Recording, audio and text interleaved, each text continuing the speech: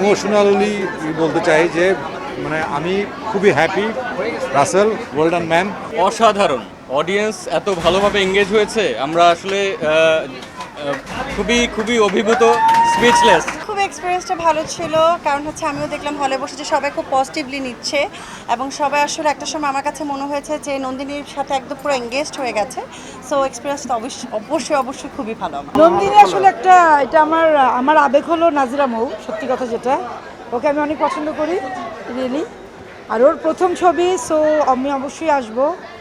গানগুলো খুব সুন্দর, গল্পটা সুন্দর, সবাই অভিনয় ভালো করেছে। শুক্রবার হিসেবে আরেকটু দর্শক আশা করেছিলাম, আর দর্শকদের উদ্দেশ্যে বলবো যে এটা একটা নারীর সংগ্রামের ছবি। তার যে আমাদের নারীরা যেভাবে শিকার হয়, বৈষম্যের শিকার হয়, নানান রকম শিকার হয়, সেই ছবি আর কি। আমার চরিত্র কেমন লেগেছে যে আমার পেছনে যারা আছে এরা বলবে, দর্শকরা বলবে কেমন লেগেছে। তবে আমি চেষ্টা করেছি আমার চরিত্রের মতো করে অভিনয়টা করতে। বিউটিফুল, রাসেলের প্রথম ছবি, আর সবাই যারা অভিনয় করেছে আমার খুব কাছের পরিচিত, আর একটা পরিষ্কার ছবি, সুন্দর সিনেমাটোগ্রাফি, গল্প, মেকিং, অ্যাক্টিং সব কিছু মিলে ভালো ছিল। হ্যাঁ, খুবই ভালো।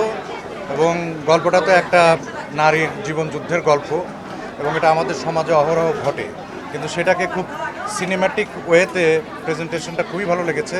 আর অনেক দিন পর একটা সিনেমা হলে আসলো, হলে এসে সবাই মিলে দেখলাম, এবং এর চিত্রায়ন এবং আনুষঙ্গিক সব কিছু মিলেই সিনেমাটা উপভোগ করেছি। আমার বিশ্বাস যে যারা দেখতে আসবেন তাদের সবার কাছে ভালো লাগবে। ভালো লাগে, দর্শকদের সাথে আরও যদি দর্শক আসতো আরও ভালো লাগতো।